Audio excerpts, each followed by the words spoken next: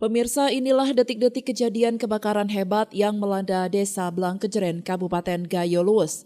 Warga panik dan berhamburan keluar rumah untuk menyelamatkan diri. Api baru bisa dipadamkan 3 jam setelah 6 unit mobil pemadam kebakaran bersama warga, TNI, Polri saling bergotong royong memadamkan api yang berkobar dengan begitu besarnya. Dengan bangunan yang terbuat dari material mudah terbakar, membuat dengan cepat api menghanguskan 42 unit rumah warga di Desa Blangkejeren. Situasi di Polsek Blangkejeren, tepatnya di Desa Blangkejeren, di samping Ujung Blangkejeren, telah terjadi kebakaran beberapa rumah.